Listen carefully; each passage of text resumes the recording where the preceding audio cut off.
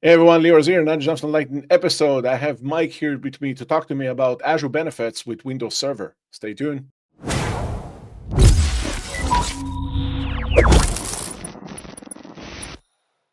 Hey everyone, Leo's here, another Jumpstart Lightning episode. I have Mike here with me. Mike, how are you doing, my friend? I'm doing well, Leor. Thanks. You know, Mike, I wanted to have you on the show here because one, it's the first time that you're on the show. Number two, you are recently joined core maintainer to the Jumpstart, so we definitely going to have some cool things to show today. But before we go and do all this stuff, Mike, who you are, what is it that you do? Yeah, so I'm Mike Rhodes. I am a cloud solution architect at Microsoft, and I work with primarily manufacturing customers. But as you mentioned, recently joined the Azure Arc Jumpstart team as a core maintainer. So really living and breathing Azure Arc all day, every day. Mike, you and I have been working together for multiple years now. It's kind of hard to believe, and we've been going through multiple phases in the journey of Azure Arc. Today, we're here to talk about some of the new but not so new capabilities that we announced around Azure Benefits for Windows Server. Give me a bit of background here, Mike. Why do people should care about this stuff? Yeah, so the primary reason is if you have software assurance, really by checking some boxes in the Azure portal, you can get a number of benefits for free that will help you better manage Windows servers that are already enabled through Azure Arc. Throughout the years, in the past 6 years that I've been working on Azure Arc, there were two cases that I consider to be like a paradigm shift in the context of Arc-enabled servers. The first one was when we started to kind of work with extended security updates or ESU. And the second one was around the benefits and everything that's got to do with software insurance and Windows Server. Yeah, and especially working primarily with manufacturers, a lot of those customers have a need for extended security updates, but just about every organization with software assurance has Windows servers that they can take advantage of some of these services on the slide in terms of update management and change tracking. So just a number of things that we'll get into that lots of organizations can take advantage of. Yeah. So, as we're looking at the slide, obviously, we had multiple episodes regarding the integrations with Arc-enabled servers. Here we are here to talk a bit about kind of how, the maybe oldish systems can take advantage of this and really making Azure Arc-enabled servers to shine in that regards. So let's talk about that. Yeah, so the whole idea, just with anything Arc related, is that machines that are anywhere other than Azure, that you want to manage them using cloud first principles. And so that entails being able to, from the portal or using Resource Manager, light up these services that benefit the organization um, and and manage those appropriately. So, we when it comes to Arc-enabled servers, I mean, there was always the notion of attached services, like those connected services that are coming, with the platform and you can attach. When it comes to the Azure benefits that are now light up in the context of the software assurance integration and all of that, what is the extended list of these integration looks like? Yeah, so one of the primary services is Azure Update Manager, as well as things like change tracking and inventory for being able to see at scale what packages are installed, what versions, what has changed on machines over time. And then things like Azure Site Recovery configuration, which if you've done that in the past manually, a lot of tedium involved in that, as well as something new with things like best practice assessment. So see on a Windows server what can be enhanced from a security and reliability perspective, as well as getting access to Windows Admin Center through Azure Arc directly from the portal. Got it. Okay. That I always like to see these type of integrations. So let's dive a bit deeper. Like I know that you also have like a slice and dice here that I'm curious about. Yeah, so um, you know, on the bottom of this slide, when we think about the traditional use of Azure Arc, so being able to have an inventory of machines, see and query them through the resource graph or tag those machines, that has been available, continues to be one of the use cases of Arc. But what we're talking about really is for organizations with software assurance, being able to enable things like the best practices assessment or update manager. And there's no cost for doing that by virtue of having software assurance and enabling that in the Azure portal. Okay, so talking about the Azure portal, you mentioned few checkboxes. So let's see how it looks like. Yeah, you want to see it in action? Yeah, let's go. All right.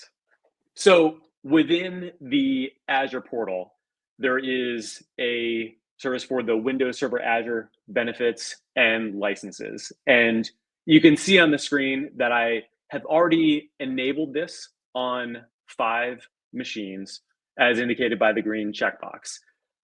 But really, for the machines that you have already enabled, if I select this machine that isn't already enabled and I go to activate benefits, so this is indicating these are the services that I can use for no cost. And then I will check the box that attests that I have software assurance for Windows Server. And when I activate this, it's going to take a little bit of time to populate. And then eventually I will see, like I have for the other machines, that these machines are activated and ready to go. And now I can take advantage of some of those free services. That's cool. So what about things like change tracking? Yeah, so let's take a look at change tracking and inventory. And so if you think of having hundreds or thousands of machines on-prem or in another cloud, how do you see at scale what is installed on those machines and what has changed over time? And so I've already enabled change tracking and inventory on a number of these machines. And you can see for the change tracking section here, for example, the Windows update service had been running and it stopped because on the machine where I'm hosting my lab, I had run some updates and restarted machines and made some changes here.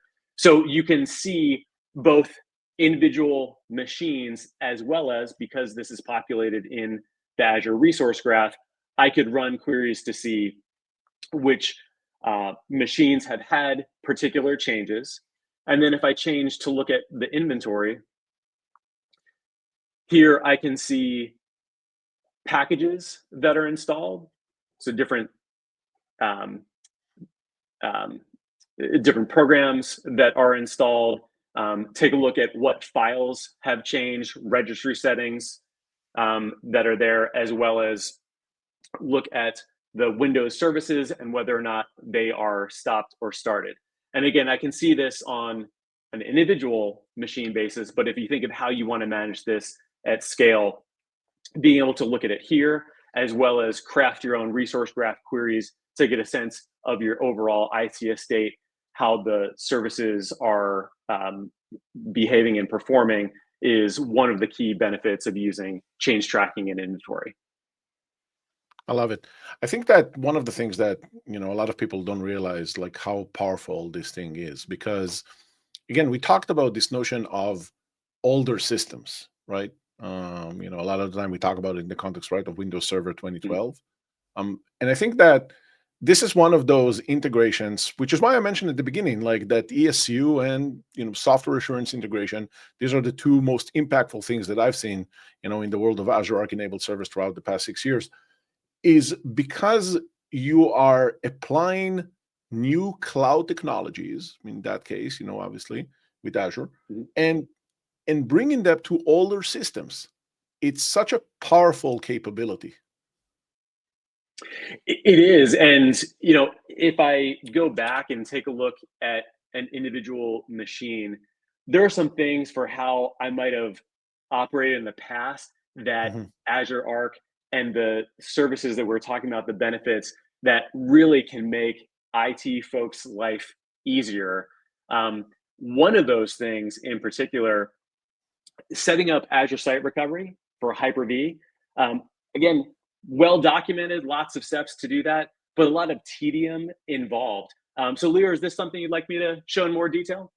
You know me, love me some good demos. So, let's see it. All right, yeah. So one of the machines that I've already onboarded here is running Hyper-V, and I have a couple VMs that are running on here. And so what I have done previously, if I look at this protecting the VMs section, I already have Hyper-V configured. I have a replication policy in place, but in the past, you would have to do this manually. And by doing this, there is an extension on this Arc enabled machine that has configured the recovery services agent and connected it to Azure so that I can replicate these machines and fail these over to Azure. So I have a couple of machines here. Ignore the warning. This is just because I'm running a couple different layers of virtualization. These are protected machines running on that Arc enabled machine that I could then select and fail over to Azure. And note that I've just done this whole process directly from Azure by virtue of using this and Azure Arc. That's super cool. And again, such a powerful capability. And this is something that is now available because of that integration. It's such a great integration, really. I can't say enough good things about what we did here with Arc enabled servers and software assurance. So, And one of the other things, especially working with manufacturing organizations or places where there might not be IT staff everywhere, mhm. if you think about how someone can remotely administer a machine or see the health of what's going on, using something like Windows Admin Center without opening up ports in the firewall, Mhm. you've got someone that needs to connect to a machine and they can directly from the portal and using Azure role-based access control get access to Windows Admin Center and take a look at what's going on with that machine that might reside somewhere on-prem. That's a really great benefit to be able to just check the box and have access to Windows Admin Center and some of these other services. Definitely yet another way to do all this stuff. I mean, the Windows Admin Center is such a great example to these type of robos or remote locations, like you mentioned, when you don't have a dedicated IT team. So, Mike, how do you get started with all of this? Yeah, so really, like I showed, if you have software assurance, it's a matter of going to the portal and enabling this by checking the box. There's also a Jumpstart Drop to be able to enable this at scale. But um, really light it up and then take advantage of the services that make sense for you and your organization. Wait, did you mention that we have a Jumpstart drop on that? I, I I heard that you're responsible for that, right? so indirectly, but yes, if you want to get started and want to do this at scale, check out this Jumpstart Drop where there's a script that can allow you to enable lots of machines and enable Windows benefits directly and take advantage of this drop. Yeah, definitely shout out to Mustafa from the community who recently just contributed that drop. I know that you guys been talking and making it happen, so that's awesome. Mike, thank you so much for for joining me. I think that when it comes to all this stuff that we do, it's such a great integration. I can't say enough good things. I mentioned this probably 10 times in this episode. Mike, thank you so much for joining me. For the Jumpstart Lighting viewers, thank you so much for watching. Make sure to like, subscribe. We're gonna see you in the next one. Bye, everyone.